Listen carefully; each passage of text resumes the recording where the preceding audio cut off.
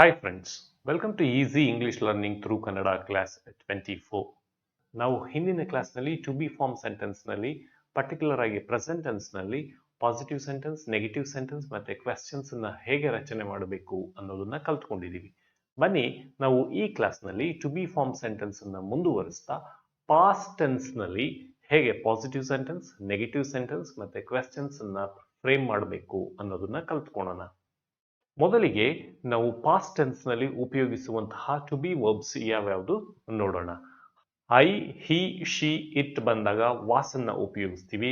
ಹಾಗೆ V, you, they ಬಂದಾಗ ವ ಅನ್ನ ಉಪಯೋಗಿಸ್ತೀವಿ. ಇದನ್ನ ನೀವು ತುಂಬಾ ಚೆನ್ನಾಗಿ ಜ್ಞಾಪಕ ಇಟ್ಕೋಬೇಕು. ಬನ್ನಿ ಫಾರ್ಮ್ಯಾಟ್ ಹೇಗೆ ಬರುತ್ತೆ ನೋಡೋಣ. ಮೊದಲಿಗೆ ಸಬ್ಜೆಕ್ಟ್ ಬರುತ್ತೆ, ನಂತರದಲ್ಲಿ ಟು ಬಿ ವರ್ಬ್ಸ್, ವಾಸ್ ಮತ್ತೆ ವ, ನಂತರದಲ್ಲಿ ಕಾಂಪ್ಲಿಮೆಂಟ್.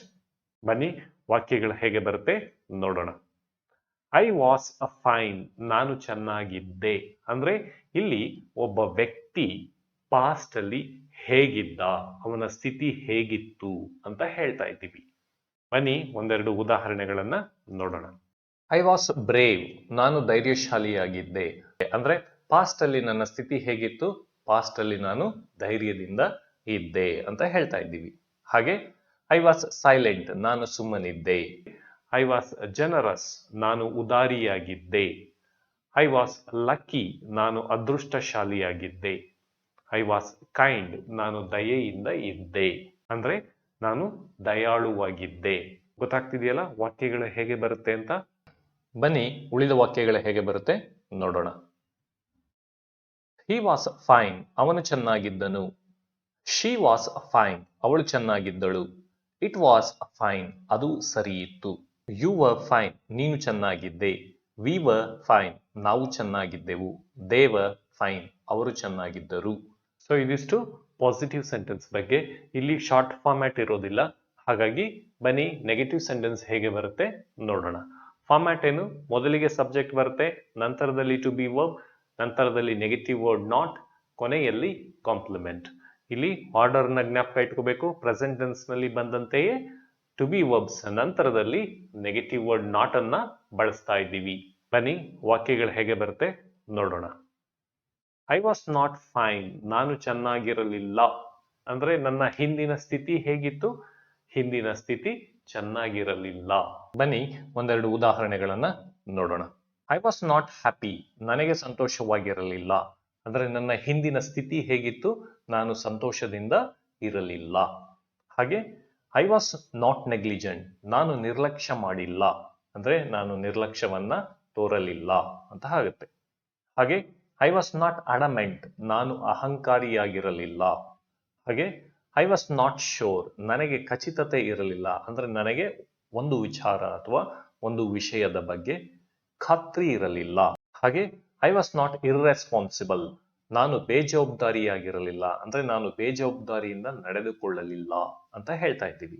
ಬನ್ನಿ ಉಳಿದ ವಾಕ್ಯಗಳು ಹೇಗೆ ಬರುತ್ತೆ ನೋಡೋಣ. ಹಿ ವಾಸ್ ನಾಟ್ ಫೈನ್, ಅವನು ಚೆನ್ನಾಗಿರಲಿಲ್ಲ. ಶಿ ವಾಸ್ ನಾಟ್ ಫೈನ್, ಅವಳು ಚೆನ್ನಾಗಿರಲಿಲ್ಲ. ಇಟ್ ವಾಸ್ ನಾಟ್ ಫೈನ್, ಅದು ಚೆನ್ನಾಗಿರಲಿಲ್ಲ. ಯು ವರ್ ನಾಟ್ ಫೈನ್, ನೀನು ಚೆನ್ನಾಗಿರಲಿಲ್ಲ. ವಿ ವರ್ ನಾಟ್ ಫೈನ್, ನಾವು ಚೆನ್ನಾಗಿರಲಿಲ್ಲ. ದೇ ವರ್ ನಾಟ್ ಫೈನ್, ಅವರು ಚೆನ್ನಾಗಿರಲಿಲ್ಲ. ಗೊತ್ತಾಗ್ತಿದೆಯಲ್ಲ. ಬನ್ನಿ ನೆಗೆಟಿವ್ ಸೆಂಟೆನ್ಸ್ ನ ಶಾರ್ಟ್ ಫಾರ್ಮ್ಯಾಟ್ ಹೇಗೆ ಬರುತ್ತೆ ನೋಡೋಣ. ಫಾರ್ಮ್ಯಾಟ್ ಏನು, ಮೊದಲಿಗೆ ಸಬ್ಜೆಕ್ಟ್ ಬರುತ್ತೆ, ನಂತರದಲ್ಲಿ ಟು ಬಿ ವರ್ಬ್ ಮತ್ತೆ ನೆಗೆಟಿವ್ ವರ್ಡ್ ಒಟ್ಟಾಗಿ ಬರ್ತಾ ಇದೆ. ನೋಡಿ ಇಲ್ಲಿ ವಾಸ್ ಮತ್ತೆ ನಾಟ್ ಒಟ್ಟಿಗೆ ಸೇರಿ ವಾಸಂಟ್ ಆಗ್ತಾ ಇದೆ. ಹಾಗೆ ವ ಮತ್ತೆ ನಾಟ್ ಸೇರಿ ವಂಟ್ ಆಗ್ತಾ ಇದೆ. ನಂತರದಲ್ಲಿ ಕಾಂಪ್ಲಿಮೆಂಟ್. ಬನ್ನಿ ವಾಕ್ಯಗಳು ಹೇಗೆ ಬರುತ್ತೆ ನೋಡೋಣ. ಐ ವಾಸನ್ ಫೈನ್, ನಾನು ಚೆನ್ನಾಗಿರಲಿಲ್ಲ. ಹಿ ವಾಸನ್ ಫೈನ್, ಅವನು ಚೆನ್ನಾಗಿರಲಿಲ್ಲ. ಶಿ ವಾಸನ್ ಫೈನ್, ಅವಳು ಚೆನ್ನಾಗಿರಲಿಲ್ಲ. ಇಟ್ ವಾಸನ್ ಫೈನ್, ಅದು ಚೆನ್ನಾಗಿರಲಿಲ್ಲ. ಯು ವಂಟ್ ಫೈನ್, ನೀನು ಚೆನ್ನಾಗಿರಲಿಲ್ಲ. ವಿ ವಂಟ್ ಫೈನ್, ನಾವು ಚೆನ್ನಾಗಿರಲಿಲ್ಲ. ದೇ ವಂಟ್ ಫೈನ್, ಅವರು ಚೆನ್ನಾಗಿರಲಿಲ್ಲ.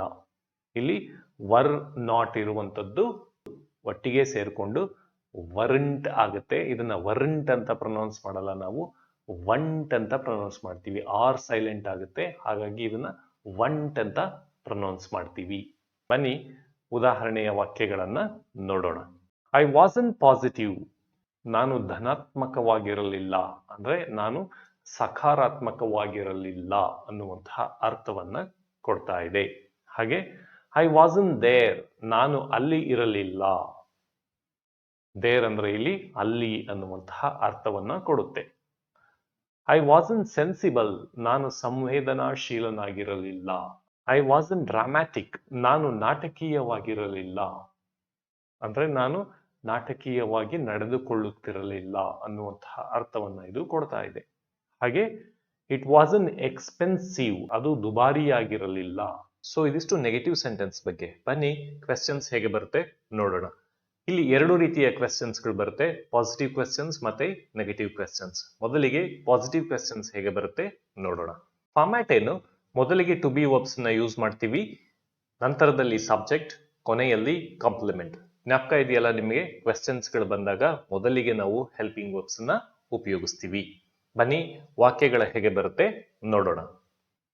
ವಾಸ್ ಐ ಫೈನ್, ನಾನು ಚೆನ್ನಾಗಿದ್ದೇನಾ ಅಂದ್ರೆ ಪಾಸ್ಟ್ ಅಲ್ಲಿ ನನ್ನ ಸ್ಥಿತಿ ಹೇಗಿತ್ತು ಅನ್ನೋದನ್ನ ನಾವು ಇಲ್ಲಿ ಪ್ರಶ್ನೆ ಮಾಡ್ತಾ ಇದ್ದೀವಿ. ಬನ್ನಿ ಒಂದೆರಡು ಉದಾಹರಣೆಗಳನ್ನ ನೋಡೋಣ.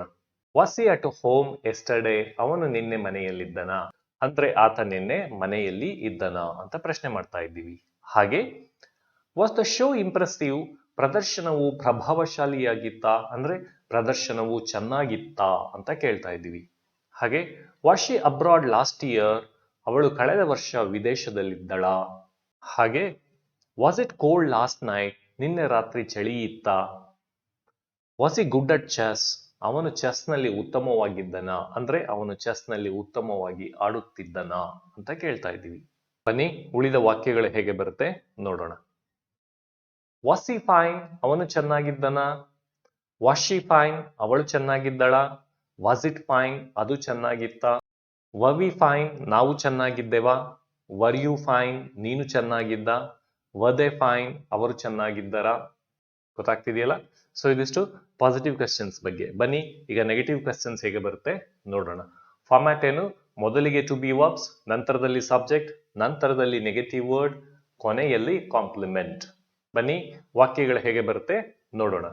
ವಾಸ್ ಐ ನಾಟ್ ಫೈನ್, ನಾನು ಚೆನ್ನಾಗಿರ್ಲಿಲ್ವಾ ಅಂದ್ರೆ ನನ್ನ ಹಿಂದಿನ ಸ್ಥಿತಿ ಹೇಗಿತ್ತು, ಚೆನ್ನಾಗಿರ್ಲಿಲ್ವಾ ಅಂತ ಪ್ರಶ್ನೆ ಮಾಡ್ತಾ ಇದ್ದೀವಿ. ಬನ್ನಿ ಒಂದೆರಡು ಉದಾಹರಣೆಗಳನ್ನ ನೋಡೋಣ. Was she not sure about it, ಅವಳಿಗೆ ಅದರ ಬಗ್ಗೆ ಖಚಿತತೆ ಇರಲಿಲ್ಲವೇ ಅಂದ್ರೆ ಅವಳಿಗೆ ಅದರ ಬಗ್ಗೆ ಖಾತ್ರಿ ಇರಲಿಲ್ಲವೇ ಅಂತ ಕೇಳ್ತಾ ಇದ್ದೀವಿ. ವಾಸ್ ಹಿ ನಾಟ್ ಆಂಬಿಷಿಯಸ್, ಅವನು ಮಹತ್ವಾಕಾಂಕ್ಷಿಯಾಗಿರಲಿಲ್ಲವೇ. ವಾಸ್ ಶಿ ನಾಟ್ ಸ್ಟಿಂಜಿ, ಅವಳು ಜಿಪಣಳಾಗಿರಲಿಲ್ಲವೇ. ವಾಸ್ ಐ ನಾಟ್ ಒಬೀಡಿಯಂಟ್, ನಾನು ವಿಧೇಯನಾಗಿರಲಿಲ್ಲವೇ. ವಾಸ್ ಹಿ ನಾಟ್ ಜಲಸ್, ಅವನು ಅಸೂಯೆ ಪಡಲಿಲ್ಲವೇ. ಬನ್ನಿ ಉಳಿದ ವಾಕ್ಯಗಳು ಹೇಗೆ ಬರುತ್ತೆ ನೋಡೋಣ. ವಾಸ್ ಹಿ ನಾಟ್ ಫೈನ್, ಅವನು ಚೆನ್ನಾಗಿರಲಿಲ್ಲವಾ. ವಾಸ್ ಶಿ ನಾಟ್ ಫೈನ್, ಅವಳು ಚೆನ್ನಾಗಿರಲಿಲ್ಲವಾ. ವಾಸ್ ಇಟ್ ನಾಟ್ ಫೈನ್, ಅದು ಚೆನ್ನಾಗಿರಲಿಲ್ಲವಾ. ವರ್ ವಿ ನಾಟ್ ಫೈನ್, ನಾವು ಚೆನ್ನಾಗಿರಲಿಲ್ಲವಾ.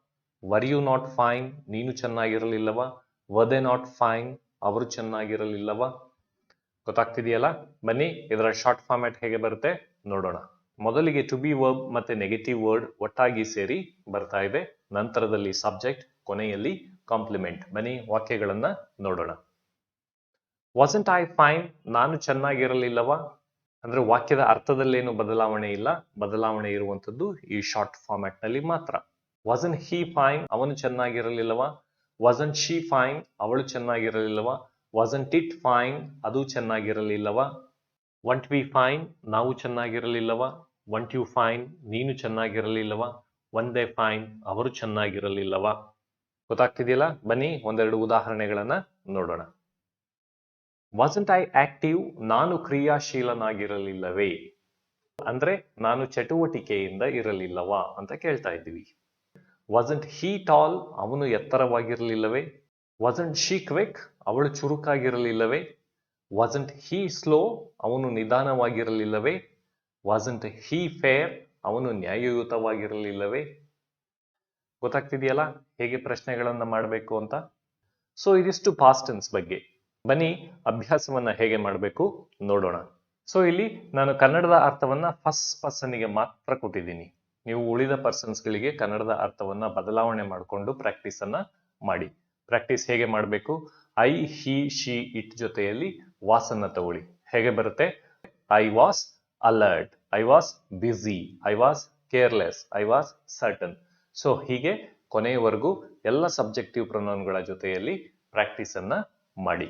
ಸೊ ಈ ಕ್ಲಾಸ್ ಇಷ್ಟ ಆಗಿದ್ರೆ ದಯವಿಟ್ಟು ಒಂದು ಲೈಕ್ ಅನ್ನ ಕೊಡಿ. ಹೊಸದಾಗಿ ವಿಡಿಯೋ ನೋಡ್ತಾ ಇದ್ರೆ ಸಬ್ಸ್ಕ್ರೈಬ್ ಮಾಡಿ, ಹಾಗೆ ಬೆಲ್ ಐಕಾನ್ ಅನ್ನ ಪ್ರೆಸ್ ಮಾಡಿ. ಮುಂದಿನ ಕ್ಲಾಸ್ನಲ್ಲಿ ಮತ್ತೆ ಸಿಗೋಣ. Thank you friends.